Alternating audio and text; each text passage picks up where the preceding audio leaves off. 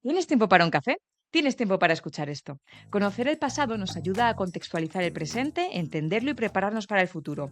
Como si fuera la escena de un crimen, hay personas que se dedican a buscar y descifrar las pistas que nos ha dejado el clima de cómo fue en el pasado. Están por todas partes, en escrituras antiguas, arte, árboles, en el hielo o en los sedimentos, con los que podemos remontarnos a hace millones de años. Hoy nuestra lupa se pone sobre la Antártida.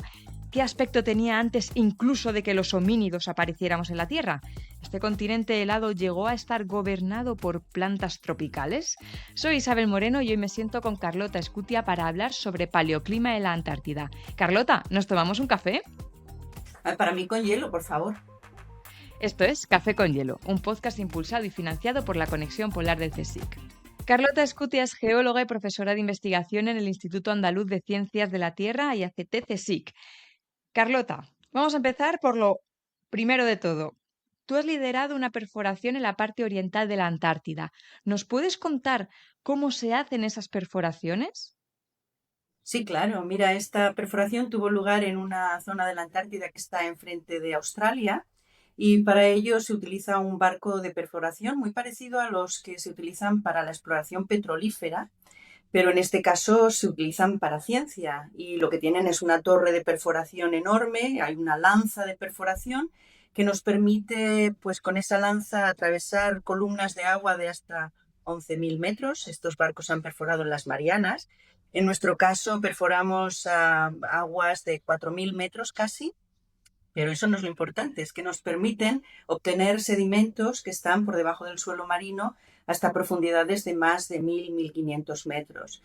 Esto es como una tarta de diferentes capas de chocolate, por así decirlo. Las capas de arriba son los sedimentos que se han sedimentado hace más recientemente y conforme nos vamos hacia abajo perforando, pues nos vamos en un viaje atrás en el tiempo, es como una máquina del tiempo.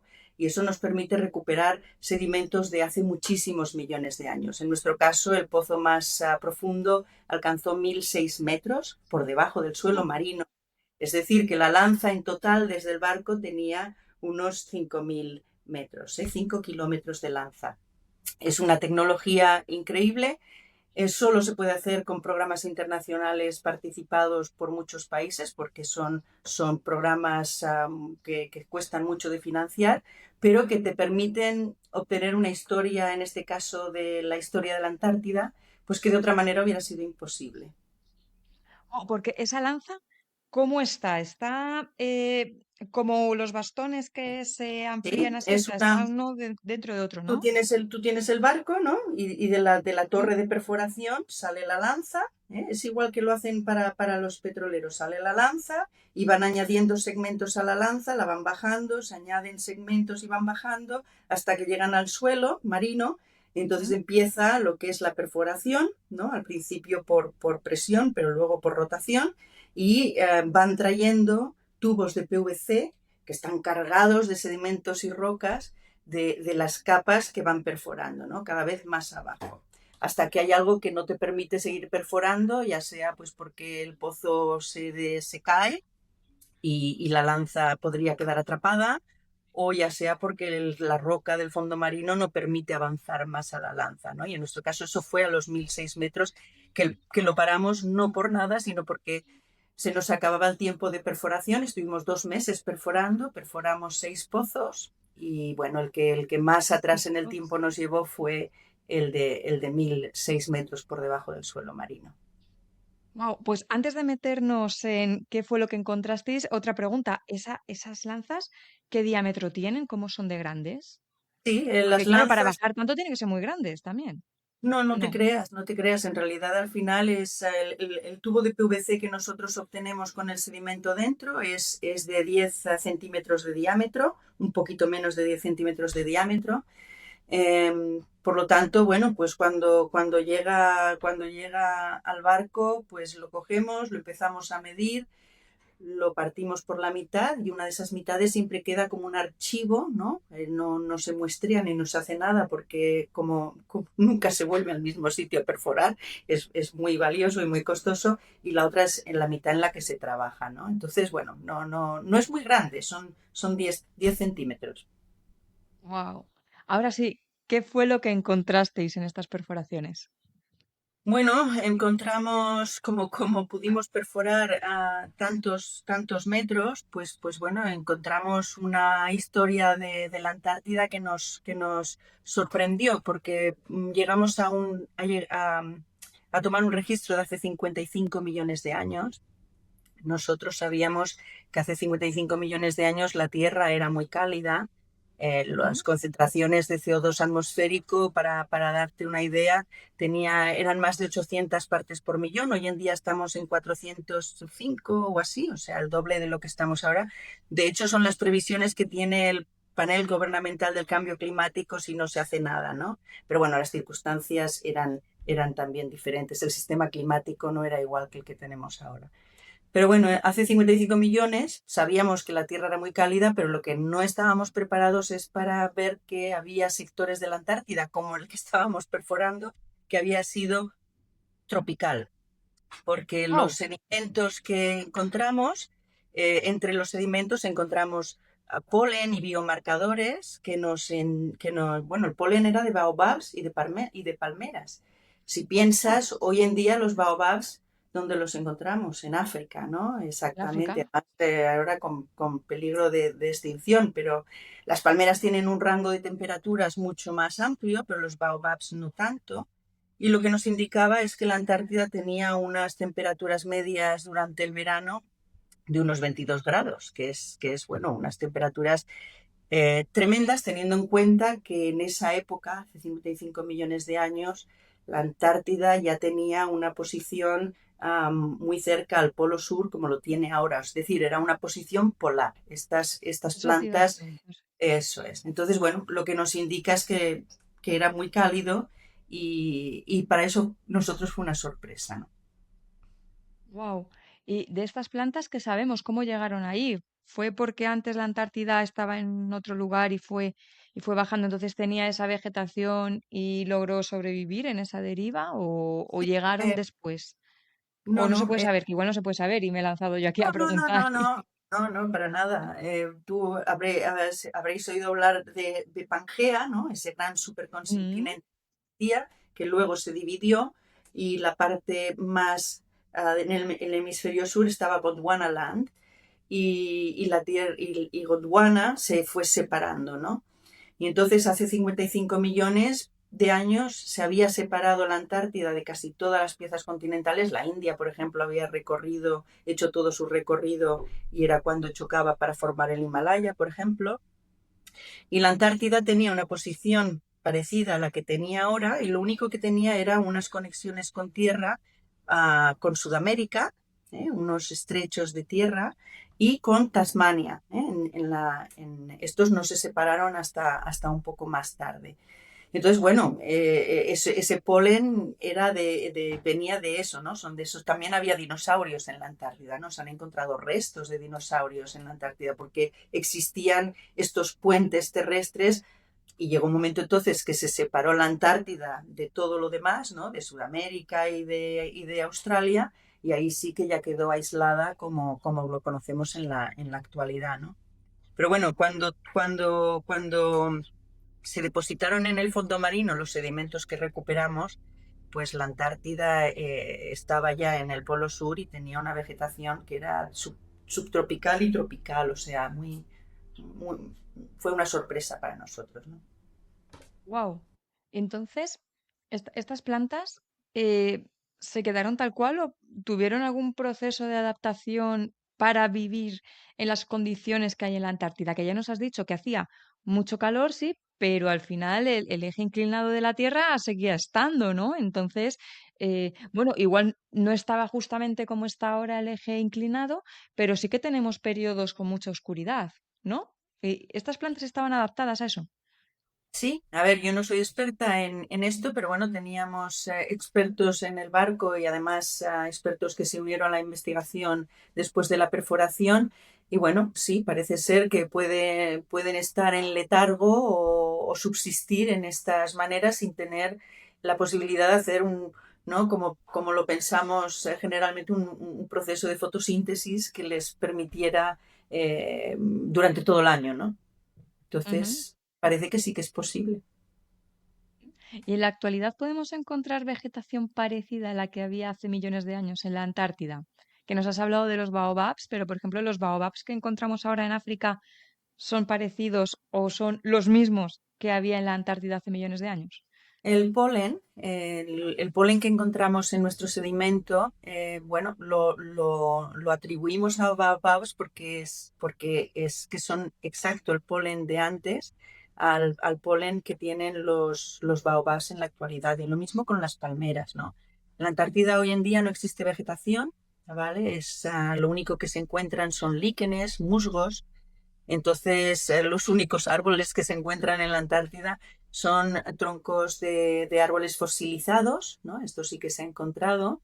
Bueno, y hojas fosilizadas de hace 30 y pico millones de años en la zona de la península antártica, pero vegetación como la que existió no se encuentra. Es un ¿Qué pasó? continente cubierto por hielo y por un 99%. Entonces hay muy poca tierra expuesta y bueno, está esa masa de hielo que alcanza hasta casi 4 kilómetros de espesor, que hace que las condiciones de vida para la vegetación pues sean muy reducidas y solo en zonas en las que no están cubiertas de hielo, por supuesto. ¿Mm? ¿Y qué pasó desde hace 55 millones de años ahora para perder por completo toda la vegetación que había? Bueno, pues han habido muchas teorías, hubo un enfriamiento, ¿no? Y de hecho nuestra perforación también obtuvo toda esa columna de sedimentos que nos permitió ver esa evolución que me preguntas. Y, por ejemplo, vemos que a los 45 millones de años esa vegetación subtropical había desaparecido y había sido sustituida por una vegetación de climas mucho más templados. Entonces, eso indicaba que había habido un enfriamiento. Eh, y lo que también vemos es que ese enfriamiento continúa, se pierden los árboles de climas templados y empezamos a ver, pues bueno, polen de arbustos que se llaman notofagus, que ya no son arbustos, no son árboles, ¿no? Entonces vemos enfriamiento de Mm. los 34 millones de años, vemos que llega el hielo a las costas de la Antártida, ¿no? Entonces, a partir de ahí es Ah. el primer manto de hielo de carácter continental que se detecta en ese margen de la Antártica, que coincide con otras zonas en las que también se había dicho que había un crecimiento de carácter continental del hielo aproximadamente en esa época. Y bueno, este enfriamiento se había atribuido durante muchos años a esta separación que te comentaba, ¿no? Entre Sudamérica y Ujú. Australia. Y se decía que se había formado no hay continentes entonces que paren los vientos y eso arrastra una corriente oceánica muy fuerte que existe en la actualidad, que es la corriente circumpolar antártica, que aislaba térmicamente el continente y hacía que creciera el hielo. Esta hipótesis permaneció durante mucho tiempo.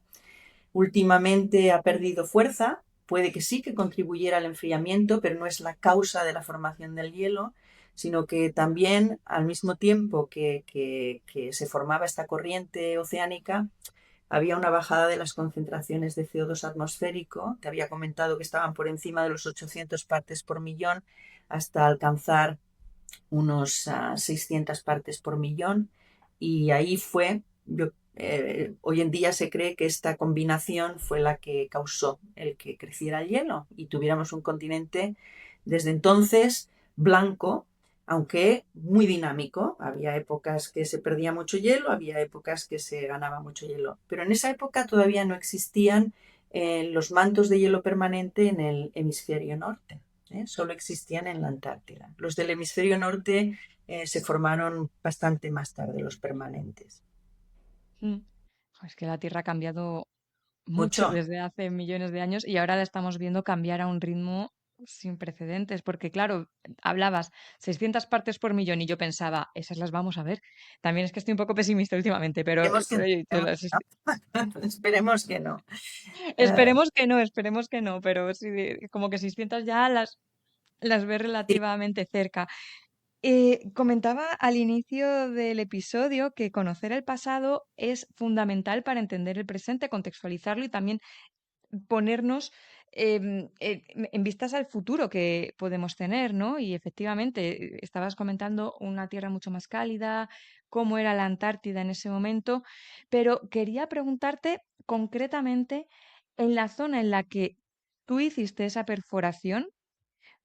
¿Por qué la hiciste ahí? ¿Es porque es muy importante esa región por alguna cuestión o simplemente porque, bueno, es por donde podemos ir y la hacemos aquí y ya está? Porque a veces pasan estas cosas, ¿no?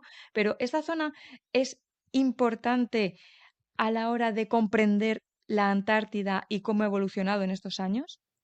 Sí, sí, era importante porque es importante. Porque la Antártida en realidad, cuando pensamos en el casquete de hielo antártico, tiene una parte occidental que está al oeste de las montañas transantárticas, que siempre se ha considerado más vulnerable, ¿no? Porque la base del casquete de hielo no está totalmente en tierra, sino que está anclado en el mar, con lo cual puede ser calentado por la atmósfera que se calienta y por el mar que se calienta. Sin embargo, el casquete oriental, que es donde se hizo esta perforación, es uno de los sectores donde se hizo la perforación, se había considerado como mucho más estable. Es una masa de hielo mucho más espesa, ¿de acuerdo? Y sí que es verdad que está anclada más en el continente. Pero en este sitio donde nos fuimos a perforar es una de las zonas donde hay una entrada tremenda en la que el casquete también se apoya en mar. Entonces queríamos testar la estabilidad de este casquete. ¿Es verdad que el casquete oriental es estable o es también vulnerable? La importancia de que sean vulnerables estos casquetes, aunque parece que están tan lejos ahí en el Polo Sur y no los vemos, la importancia es porque si esos casquetes se derriten, evidentemente el efecto es que sube el nivel del mar. Y el nivel del mar no sube en un sitio solo, sino que sube a nivel global. Si el casquete occidental puede derretirse con facilidad o, bueno, derretirse bajo el impacto del calentamiento global, ¿qué pasa con el oriental?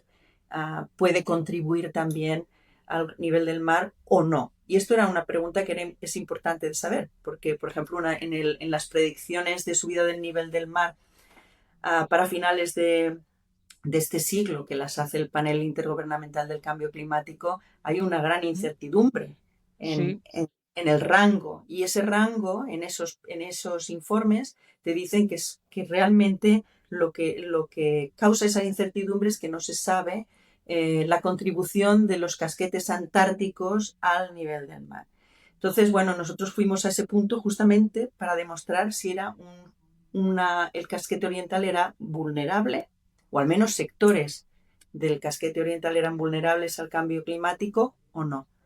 Y lo que encontramos es que sí, ¿eh? O sea, fue un sí que son descubrimiento muy vulnerables. importante porque realmente demostramos que el casquete oriental puede que reaccione más lentamente que el occidental, pero hoy en día ya está perdiendo masa, ¿vale? O sea que es vulnerable. Está perdiendo masa tanto en espesor como en extensión, ¿no? Aporta menos agua que el casquete occidental. También porque parte del casquete occidental están por ejemplo, la península antártica es una de las zonas más cálidas de la Antártida, ¿no? Entonces, claro, estas Mm. están mucho más afectadas por el calentamiento. Pero bueno, en realidad sí que hubo un motivo para ir en esa zona y bueno, tuvimos mucho éxito en poder demostrar que sí, que es vulnerable. Mm. No sé si es un éxito mundial saber que es una zona vulnerable teniendo Sí, lo lo que es, lo es. tenemos encima, pero, Lo es. pero desde luego que es un No, exitazo lo poder es demostrar. porque Claro, lo es porque tú ten en cuenta que cuanto más conocimiento se tiene, más podemos mitigar y adaptarnos, ¿no? Porque nosotros lo único que podemos hacer es una adaptación y una mitigación a lo que pueda venir en el futuro. Entonces, los modelos que predicen, bueno, pues cuanto más calibrados están por datos como este, más Mm. exactos van a ser, ¿no? No vale la pena hacer una infraestructura que va a costar millones y millones y millones para un cambio del mar de 40 centímetros y a lo mejor va a ser de 1 metro, ¿no? Porque Eso es. entonces sí, tiene un valor en el que nos ayuda a informar, a calibrar esos modelos. Eso es lo que hacen estos datos realmente. Sí, sí, son importantísimos. Además, esto ha salido más veces en el podcast cuando hablamos de adaptarnos al cambio climático. También tiene que ir de la mano de mitigar, porque si no mitigas los peores escenarios no va a haber ninguna adaptación posible. Decías, pues vale, pues yo me preparo para una subida de 40 centímetros del nivel del mar, pero mm, finalmente, si tiramos por las peores sendas, el nivel del mar no es que vaya a subir 1 metro, sino que puede subir más de 1 metro. Entonces, claro, o sea, ¿hasta qué punto pones esa adaptación? Bueno, que podríamos también Hay- estar hablando de esto todo hay- el día. Sí, sí, sí. Bueno, por eso es importante sin miedo, ¿no? Tienes que transmitir la información porque realmente no hay que ser pesimista, pero hay que ser realista, ¿no? Y entonces el conocimiento de lo que puede ocurrir, pues puede ayudar a las actuaciones que ya no solo tomen los gobiernos, sino también las empresas, también los ciudadanos. Es un trabajo que esto es un reto social al que nos enfrentamos, pues muy importante, ¿no? La humanidad. Entonces, el tomar conciencia es importante, pero nosotros podemos jugar un papel como ciudadanos, no solo con nuestros votos, sino con nuestras acciones, ¿no? Por supuesto que sí. Y siempre con la información que nos dais, quienes viajáis hasta allí y hacéis todos los estudios para ver cómo era el clima en el pasado y qué es lo que podemos esperar para el futuro. Oye, una pregunta.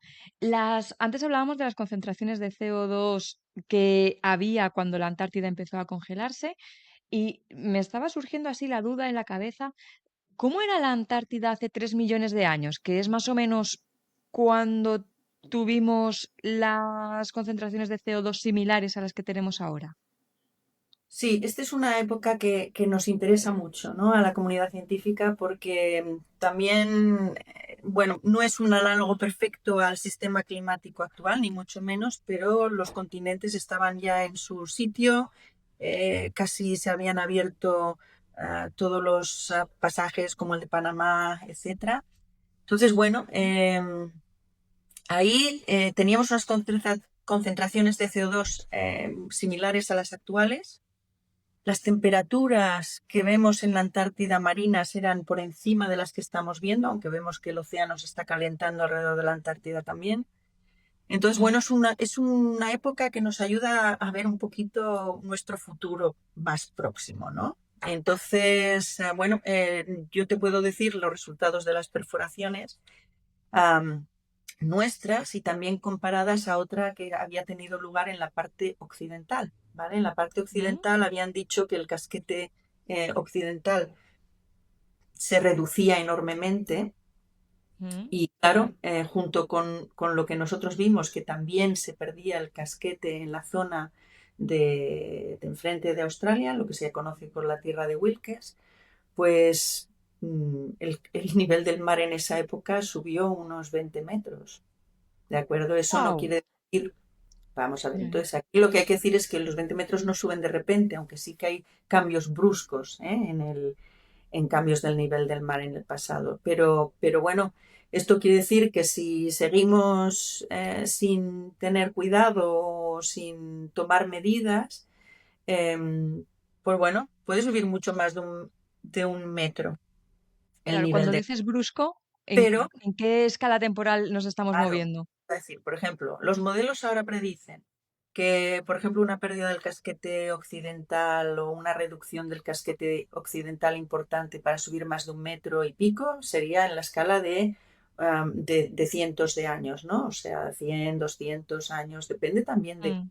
cuánto más calentemos el planeta, ¿no? O sea, todo depende de qué rapidez estamos subiendo los niveles de CO2 atmosféricos que están relacionados con las temperaturas am, a una rapidez no vista en el sistema climático natural hasta nunca, vaya. Entonces, Mm. bueno, depende de lo deprisa que vayan los cambios, pero bueno, son cuestiones de cientos de años. Es decir, puedes decir que, bueno, yo no lo veré, ¿vale?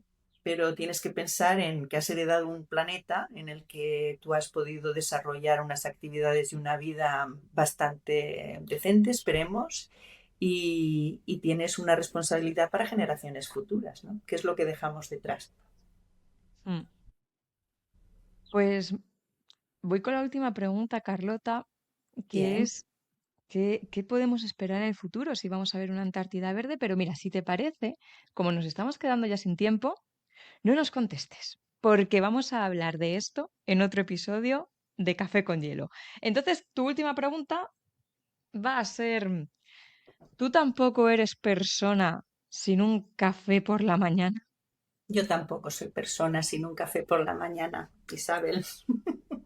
Entre todas las cosas que nos separan, pues fíjate, ¿no? Iba a decir todas las cosas que nos separan como humanos, pero hay otras muchísimas que nos unen, como el amor por esta bebida Sí, que nos da señor, toda la energía para todo el día. Y hay que centrarnos en esas cosas que nos unen, no solamente absolutamente. por el café, sino también por la búsqueda del mejor planeta para tanto nuestra generación como Como la que las... van a heredar todos los que vienen. Muchísimas gracias por acompañarnos, Carlota. Isabel, muchas gracias. El podcast Café con Hielo está impulsado por la Conexión Polar CSIC. Ha sido guionizado y presentado por una servidora, Isabel Moreno, y la gestión, edición técnica y difusión la lleva Oikos MSP.